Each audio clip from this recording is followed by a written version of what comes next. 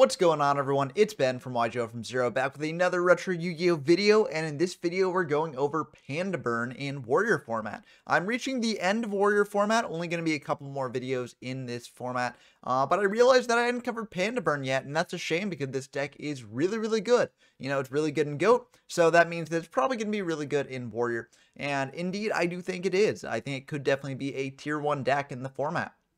So let's just go quickly through the card by card, explain what this deck is trying to do real quick. So Panda Burn, you know, if you played GOAT, you're familiar with this deck. Basically, it uses a bunch of traps like Ojama Trio, Just Dessert, Secret Barrel, etc. To burn your opponent for a lot of damage. We're also playing Gyakugiri Pandas to hit over the Ojama Trios to, you know, make use of filling up your opponent's board. So this deck is really strong, and in Warrior format, there actually are a lot more tools for it. You've got triple level limit area B, triple gravity bind, so these aren't semi-limited like they are in GOAT. So that means that you can go more in on the Stealth Bird package. You've got Fiber Jar as well. Fiber Jar is really powerful for burn decks because Fiber Jar preserves the life point totals as they are. So what you can do is you can use up all your burn cards, then go for a Fiber Jar, reset the deck, and then draw into more burn cards. So that's really good as well. We're also playing a bit more of a jar engine here. We've got Cyber Jar and Morphing Jar as well. I'm not really sure about Cyber Jar. I might cut this in the future, but the idea is that it's more drawing into your burn spells and things like that, so that's very good. It also does act as removal as well, so that's good as well. Beyond the jar package, also Morphing Jar is very good at drawing you into more cards. Beyond the jar package, we got the triple Gyakugiri Panda, as we mentioned. We got Injection Fairy Lily, which can get in for 3,400 damage. We get Singe Serpent in case we do need to like wall up for a bit. Just having a chump blocker like this can be pretty good. We've got triple Stealth Bird as well, dealing 1,000 damage. If we can just keep flip summoning this card, that's very strong. For the spells, we got Change of Heart and Snatch Shield. We can take our opponent's monsters, attack in for some damage. We can also, we don't really have many ways to tribute them off here, but we do have Cannon Soldier in the side, so we can play with that. We got Trinades in the side as well to sort of reset our floodgates and get in with those. So, you know, these cards might have a bit more utility in the games 2 and 3 if you bring those cards in, but I think they're still good enough to include here. We got Confiscation and Forceful Sentry to rip our opponent's hand. We got triple level limit area B and triple gravity bind, as I mentioned, to slow down the game. We got the one MST here to pop our opponent's cards, like a Snatch Steal or Premature Burial or something like that. We got Painful Choice here. Painful is a card that I might actually cut from this deck. It can be really good at getting the exact card you need to hand. But like, this deck is a bit awkward compared to a lot of other decks in the format, and I feel like this deck didn't really need the speed that Painful Choice provides. And milling powerful cards like, you know, your stall tools can be kind of rough when you kind of want to draw into more later in case your opponent does remove them. So I don't know. Painful's kind of an interesting card here. I think the card is really good in general. And maybe just I have a skill issue using it in this deck, but I found it kind of underwhelming in this deck. But I'm definitely not the best burn player in the world, so I'm sure they could see lines off Painful that I could not. So we've got it in here. In the future, it might come out, though. Next up, we got Pot of Greed, of course, to draw 2, which is really good, and Premature Burial to bring back things like Gyakugiri Panda and get him for more damage. For the traps, you know, we got a lot of them. We got Ceasefire, we got triple Just Desserts, we've got Secret Barrel as well. These are our main burning cards. And to pair with them to give our opponent more stuff, we've got Ojama Trios. And we've also got Nightmare Wheels to slow down our opponent even further, deal 500 damage a turn. We've got Rain Instruction as well to pop one of their cards, deal a bit of damage, and we got Magic Cylinder as well to deal damage too, and also stop an attack. For the side deck, there's basically a lot going on here. We got Cannon Soldier to bring in if we are in the mirror match. This can be good to get rid of Ojama Trio tokens. We've got triple Deathsquall as well in case we're up against a deck that is going to be having a lot of cards in their hand. This card can be good to bring in. We got triple Wanghu in case we're up against a, you know, sort of Go Control deck, but I don't really think this is that necessary because I feel like this actually has a pretty good matchup against Go Control, given that your opponent is likely going to have 4 Scapegoat tokens on their side of the field, and that is really juicy for someone like Just Desserts or Gyakugiri. So, I'm not really sure how necessary these are, but they are in here in case we do find that we have a tough Go Control matchup. We've got triple Double Snare as well. This is kind of a meme, as I think in general, Giant Tornado is a bit better to send everything back, but Double Snare can deal with Jinzo as well as Decree, and this deck is really weak if your opponent brings in ways to stop your traps. So this is something to potentially use in the future. But, you know, Trinade is probably what you're going with. This card can bounce back Decrees, and that means that you can sort of set up an Ojama Trio play. So I think Trinade is generally the better option. Also resets your floodgates in case you do things like, take your opponent's monster or something like that. So good to keep in mind there. And we got Swords Revealing Light to stall the game even further, as well as a Torrential Tribute. Torrential Tribute's kind of awkward because you want to give your opponent a lot of monsters, but it is something you can bring in if your opponent's on a bit more of an aggressive strategy. We've also got a Fusion deck here. It's just the sort of typical toolbox Fusion deck that you find in this format. But, realistically, we don't really have a way to go into it. If we take control of a magical scientist or a Stein, that's something we can do. But besides that, it's not going to come up that often. But now that we've gone through the deck breakdown, let's dive into some games and see how the deck does. Okay, we got our first game here against Sean who I think has appeared in the channel before. I don't quite remember, but if it is their first time, happy to have them on. If not, always a pleasure to have them on. But we're going to dive in to this burn match here. Also, if you enjoy this sort of retro Yu-Gi-Oh gameplay content, then definitely subscribe to the channel because we get a lot of that stuff every week. So our opponent's just going to open with an L set, setting 2 and setting a monster. And so we're just going to sort of mirror them a little bit. We're going to set the Stealth Bird, set a Secret Barrel, and we accidentally discard Geometrio. I wanted to set Geometrio and Ring of Destruction here because they're less likely to heavy this board, but discarding the Geometrio kind of shows what we're on. We kind of want to preserve that surprise. But yeah, this is really rough for us. We really wanted that Geometrio to not be known because now they can potentially play around that a bit better. We're going to set the Geometrio, set the ring. They do just blind MST in the end phase here, and they hit the ring. So luckily, we still have the Geometrio online. But we're in kind of an awkward spot. They go for Change of Heart here, taking control of our Stealth Bird, which is a bit awkward because now they can deal with 1,000. And I could just fire a Geometrio here to lock up their zones, prevent them from, bringing out another monster. But I have the read that the set monster is a Gravekeeper Spy here, as it's a great first turn set, and it's something that a lot of decks are playing. So I'm like, well, okay, well, maybe if they flip summon the Gravekeeper Spy, I can get that effect to basically fizzle by, chaining a Geometrio to it. Realistically, I should have just gone for the Geometrio because Spy will just be useless anyways here. If they don't want to flip the Spy, just to save it for next turn, they're still going to clog up their zones next turn. And also, if they want to get aggressive this turn, they have to flip the Spy this turn. So I think that firing the Geometrio here right after that Change of Heart resolved would have been the better play. Instead, I get a bit greedy. I waited out a bit, and our opponent brings up Breaker. So this is really bad for us. They're also going to deal 1,000 to us. Flip up a Dark Mimic level 1, so that reveals that they're not on the Spy, at least first turn there. And they're going to go for Painful, sending 5 good ones. They're going to send Comfy, Forceful, Serpent, Night Assailant, and Thunder Dragon. This is kind of scary because they've got a Light and Dark setup in grave already. So if they do have a Chaos Monster in hand, they can get in for a ton of damage here.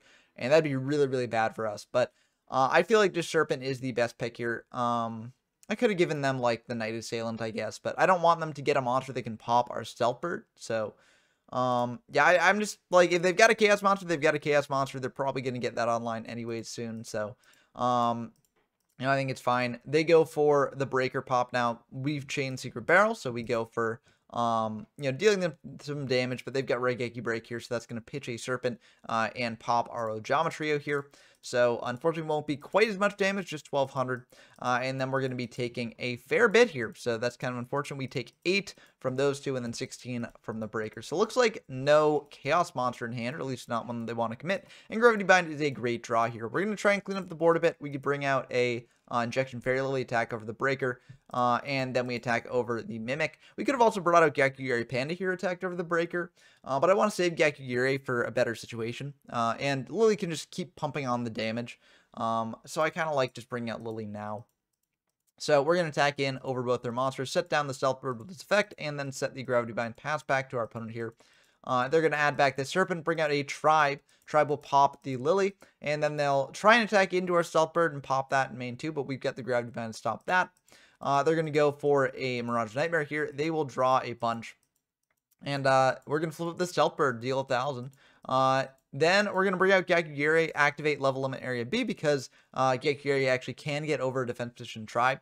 So we're just going to go in. If they've got heavy, they've got heavy, but also they're probably going to be on one card here after the Mirage, unless they draw MST and heavy, in which case we're kind of in a bad spot anyways if they do that. So I feel fine just risking it. We're just going to set down the Stealth Bird, and they are going to have us pick 2 to keep. So we pitch some good ones. We pitch some spies, so that does tell us they are on a spy. We also pitch a chaos sorcerer, so that's nice, getting that chaos monster out of hand. Unfortunately, they do have another chaos monster here, so they will be able to bring that out. Banish our Gakugiri. So that one pass back to us. We draw Fiber Jar, so that's pretty good. We can reset the game, and they're only at 14, so I feel pretty good about our chances here. They are going to keep the middle one off the Mirage. And they're going to flip up the Night Assailant, pop the Stealth Bird. So that shuts off our damage loop there. But luckily, we've got this Fiber here. We could also set the Ceasefire and just try and win that way. But I'm a little bit worried about what their set might be. I kind of just want to go for the Fiber Jar instead, just in case their set actually does something here. So they will draw 4 off the Mirage there. We go for Fiber Jar. They do have the Solemn for that, so good to know that they are on Solemn. And even if they Solemn our Fiber Jar, now we just win the game through Ceasefire. So we're going to set that Ceasefire, pass back to them, go for the Ceasefire, and that'll just be the end of the game. So we managed to pull that one out despite some misplays, and despite also discarding a Java Trio, revealing the game a bit early. But that was pretty good. So let's go into game 2, see how we do here. This is a pretty good opener hand. But it is important to note that they might be on things like Decree in game 2, which was really bad for us. So kind of tough there. They're going to set 3, pass back to us. And we're just going to set Stealth Bird, set the Gravity Bind, set Nightmare Wheel. They're going to go for break, popping the bind first. That is okay. We got another bind in hand. They go for change of heart again on the Stealth Bird here. They'll flip it up to deal 1,000, and they're going to flip up a spy, get another spy out, go for another break on our Nightmare Wheel, and attack in for 3,100. So that's a lot of damage. Kind of scary. But, it is what it is. And luckily, we still have this Gravity Bind in hand, so we can go for that. We do draw Painful. I'm not really sure there's the best Painful send here, but we're just going to go for it. We send Forceful Comfy, and we're going to think about what else. Magic Cylinder, Cyber Jar, and Serpent. I'm kind of just deck thinning a little bit here. I'm not really sure what the best option is. Let me know down in the comments what you would have sent off Painful Choice, because it definitely is a tricky situation here. But I kind of just go for deck thing. I want to get the Serpent online just as a chump blocker here. And I don't really want Cyber Jar to replenish their hand. Nothing really that I want to pop right now. Cylinder is kind of awkward, especially if they do have like Decree or something. So I just go for that. And then I go for the Injection Fairy Lily here to get in some major damage. I take the Grapefruit Spy, crash, and then I attack in for 4,100 damage. This does put me in a risky spot, because if they've got like BLS or something, or even Chaos Orc, they can just attack over the Lily. But we do have this bind in hand, so I'm feeling okay about that. They have to have like basically MST. Well, okay, they do have MST, and they do have BLS, so that will be the end of the game. I think it was fine going for that, though, just to keep on the pressure, because they did need the exact out to the bind. But they didn't need to have that, so that was the risk we took. And it was what it was. We could have gotten a lot more passive there, just not popping these spies, because then they wouldn't get a Darkened Grave, but they probably had other ways to get Darkened Graves later on. So I felt it was better to just get aggressive there. But we're going to go into this game 3. We fire the Comfy. Oh, also we cited out the Painful, and I think it's Cyber Jar maybe for 2 Tornades. Not really sure how good that will be, but we really want to play around the Decrees. They might not be on Decree. They are still on Raigeki break, so if they are still on the Raigeki breaks, maybe they're not on the Decrees, but it is just good to keep in mind. So we go for Comfy here. They've got Knock, Night Assailant, Trap Dust Shoot, Try Infecting Virus, and Painful Choice. This is a bit of a tricky one for us. Because of course, like the knock is kind of rough on one of our monsters, but we do have Ceasefire to chain to the knock, but then that sets us back a turn on burn damage, so I don't know about that. I think Tribe might be the pick here, because it can pop our Geometry tokens, but Painful is just so powerful at setting up their graveyard, getting a card to hand, so I think I do just want to send the Painful. We can save the Geometry for when we actually need it here, and we do have a lot of damage just in our hand already. So I feel like this is ultimately fine. They're just going to set 2, pass back to us, and that's pretty good for us. We draw Serpent. We're going to set that. Now we are risking the knock here on the Serpent. But what I'm really hoping is that their set monster Night Assailant, they flip up Night Assailant to pop our monster, and then we've wasted their pop. So definitely a risky move here, but we are just going to go for it. And they do pop the Serpent, so we'll get the back next turn. We can also bring out Serpent, attack over the Night Assailant. But actually, now that drawing the Gakugiri Panda, we've got a bit of a better option. So we're going to think a bit about this, and we do calculate it out, and we can deal a lot of damage here. So we're going to attack in with Panda. We activate Secret Barrel, no response to that. We activate Ceasefire, no response to that. And then we activate Ojamatrio, so no response to that as well. And they get out 3 tokens, and this Panda goes up to 3,300 attack. They also take 1,500 damage here from the Ceasefire, and we hit over that Night Assailant for another 3,000, or I think that should be 3,100. Yeah, it should have been 3,100 here. Yeah, so I think that was just a miscalculation here. But it's fine. Like 100 damage doesn't really make that big of a difference here. We're still in a really good spot. They bring out this Tribe-Infecting Virus, and they pitch the knock to pop all the beasts on field. So they will take 900 from this. And they would be at 700, which I don't think changes the math on anything really. But now they're going to try and attack in with everything. We've got the bind for that. That will just go through. And we draw pre-mat, so that's really good. We're going to go for Serpent here, because I think I should be able to win the game from this position. We bring back the Gyakugiri to hit over either one of these monsters. It will have 1,800 attack. They've got 1,000 defense, so that's 800 damage right there. So yeah, and the set was just Dust Shoot, which we did know about. And yeah, they just had a Sork and a Breaker in hand, but no lights. So yeah, that's going to do it for the game. I think that this was a really good showing for the deck. It's one of the only showing for the deck that I got. I actually got one more game with the deck, so let's dive into that now. Okay, we got a second game here against Dumptruck, a frequent guest on the channel. Always a pleasure to have them on. We're going to dive into the games here, and this is a really good opening. Wow, this opening is insane. We're going to go for coffee here. Rip apart their hand a bit. We see that they've got Pre-Mat, Snatch, Double DD, and a Solemn Judgment. It's kind of awkward because Solemn Judgment kind of goes into our game plan of burning, but if they play Solemn Judgment right, then they can sort of play around our burn stuff. So I'm going to get rid of the Solemn. If I got rid of a DD Word Lady, I guess I could have caused them to burn 800 damage on a pre-mat. But I'm fine just going for the Solemn, just, preventing them from cutting off any plays I really want to go through. So we're just going to set these Stealth Birds, set Ceasefire, Ojametrios, and Just Desserts, and pass back to them. And let's see what they do. They are just going to set 2, set 3, pass back to us. We are fine with that. I have the read that the set is a DD Warrior Lady because that's a pretty good first turn set. We're just going to flip a Stealth Bird here, set it back down, set a Lily, and then go for level limit area B. This is a little bit awkward for us because, ideally, we'd go for, a Ceasefire play soon, and if we flip up the Lily, they can take control of the Snatch. But if they do take control of the Snatch, they will have to pay 2,000 if they want to use Lily well, and that's more burn damage for us, so I am perfectly fine with that outcome. They're going to go for MST on our level limit, which is kind of unfortunate. They flip up this Decoyji here, so we did misread that. Maybe we could have gone for Ceasefire before that, but I felt like it was Warrior Lady. Unfortunately, I was incorrect. They're just going to bring in this Warrior Lady here, and we're going to think about this, calculate some damage, and we're ultimately going to go for Just Desserts, Ceasefire, then Trio, giving them 3 tokens there. We know that the sets are just Snatch and Pre-Mat, so won't matter there. And they will take a ton of damage here, dropping down to 2,300 total. And they're going to Snatch Steal the Lily, because if we switch the Lily to attack over Decoyji, that's really good for us. They're down to 300. If any of the tokens get popped, then they just lose the game. So yeah, they have to Snatch Steal this. We gain 1,000 from that. So we're at 8,000 here. We draw Nightmare Wheel, so we can just set that. And if they do attack in with Lily and the Decoyji, then we can Nightmare Wheel one of their cards and win in our standby phase. So they're just going to attack in with Decoyji here. We're going to Nightmare Wheel it, get them on a bit of a clock. They take 5, so they can't even use Lily anymore. We keep the Ojametrio in hand, because why not? We forgot to gain 1,000 during our standby phase there.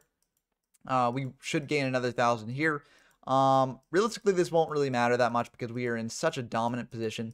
But yeah, so we would gain 1,000 here. It doesn't matter either way, because we've got this Gyakugiri Pandas. We can bring that out. We know that the last set is a pre-mat.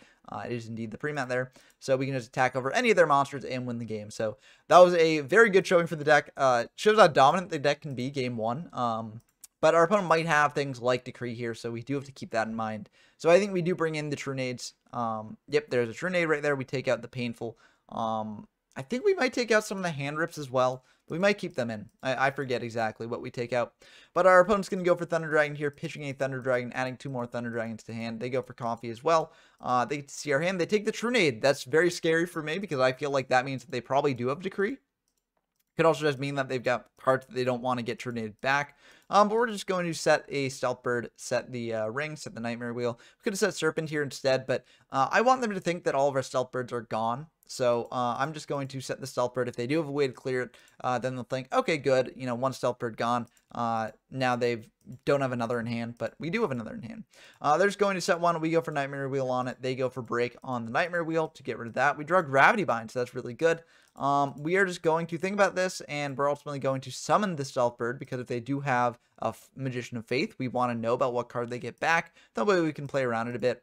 So we're just going to attack in. Unfortunately, it's Dekoichi. They do draw a card here, and I actually missed that when we were playing. But yeah, we set a Gravity Bind here. They go for a Dust Tornado, popping the bind, setting another, passing back to us. So they've got this game in a pretty commanding position. They're going to attack in to the Stealth Bird there, take 300, go for Ring on the Stealth Bird there. So now we both take 700. And now they're going to set one, pass back to us. We draw level limit, so that's really good. We're going to set the SERP, go for level limit. They do know about the SERP, but we're setting it anyways, because if they want to knock the SERP, then that's honestly fine by me, because we care a bit more about, think about things like Stealth Bird or Fiber Jar. But yeah, either way, they're just going to pass back to us. We set a trio, pass back to them. We're feeling really good about this. They set 3 more, pass back to us. We draw another bind. And we're just going to think about this. We go for an Geometry preemptively here. They've got Solemn though. So this was pretty good doing it on our turn, because it made them think that we had a play here. So now they Solemn that, drop down by 3,000. So we are perfectly fine with that. We're going to set a Gravity Bind here, and they're going to set one, pass back to us. We draw just Desserts. So we're getting close to wrapping things up. Just assembling our burn cards. We draw another trio as well. That's super good with the Desserts. They go for Pot here, and we're just going to go for trio here. We could have gone for it just preemptively and draw, but I felt like they didn't have any monsters, because they've got one Thunder Dragon in hand, one unknown. But maybe it was a bit greedy holding it till they activated the Pot. But anyways, we're just going to bring that out, then go for Desserts. They've got Picker's Circle of Enchantment to shut off our burn damage, which is kind of rough. But, you know, it is what it is, and they've only got 3 of those in deck, likely, so we can sort of draw into our other burn cards and eventually get the win. We draw Magic Cylinder as well, very funny, but we're just going to set that in case they break through our level limit. They're going to tribute set over the Dekoichi, shut off our ring. I think that makes a lot of sense. Also shuts off our Snatch Steal here. We're going to pass back to them. They will set one, pass back to us. We draw a Secret Barrel, really good. We can set that, pass back to them. They've got, let's see, 5, 9, 14 cards here. So that's 2,800 damage off Secret Barrel alone. They're going to set one. We just go for Secret Barrel. They can't activate that break. We don't notice that, actually, but they can't activate this because they set it this turn. But neither of us noticed. It's not that big of a deal. We're winning this game either way.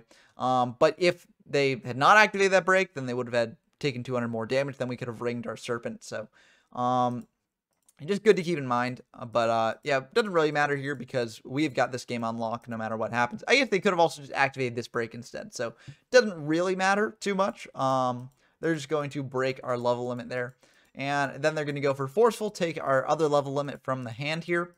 And now they're going to get aggressive, flipping a DD Warley and a Thunder Dragon, and they're going to attack in. We go for Magic Cylinder, and that should be the end of the game. So, yep, that is indeed the end of the game. Even if it wasn't, we could have just Snatch Stolen the Thunder Dragon next turn and attacked over a token. I guess that wouldn't have been quite lethal, but yeah, they didn't have any way to stop us here. So, very good games here. I definitely misplayed this deck a lot. I'm not the best Burn player in the world. Burn is a very tough deck to play. Even in GOAT format, where it's a lot more explored. Here in Warrior format, we're kind of in unexplored territory. So there definitely are a bunch of different optimizations and different ways, different things you can add, different ways you can play, that could definitely make this deck play a bit differently, play a bit better. So I definitely think this deck is tier 1. Now, as a note, we didn't run into anyone playing Decree in the side deck. So if people do play Decree, I think Decree is the best way to stop this deck, as Decree is really, really brutal for when a big chain link is happening.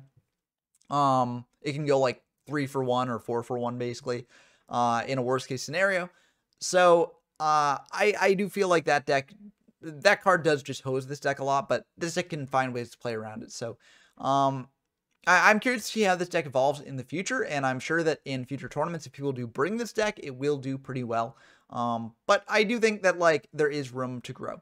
But let me know what you think of the deck down below in the comments. I look forward to talking with you as always. Also, if you want to support me directly, I do have a Patreon, links in the description down below. And, if you do join the Patreon, you get shout out on these videos. So big shout outs to Rincewin, GeoMyFest, Dump Truck, Pork Tycoon, and Bren Donker for supporting me like that. It really means a lot to me. Also, if you want to play games in this format or any other formats that I feature on the channel, then definitely join the YGF from Zero Discord server. Link to the description down below. We've got monthly tournaments and weekly local tournaments as well.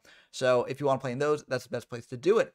But that's going to be it for this video. I hope you enjoyed as always. And until next time, I've been Ben from YGF from Zero, and I'm signing off.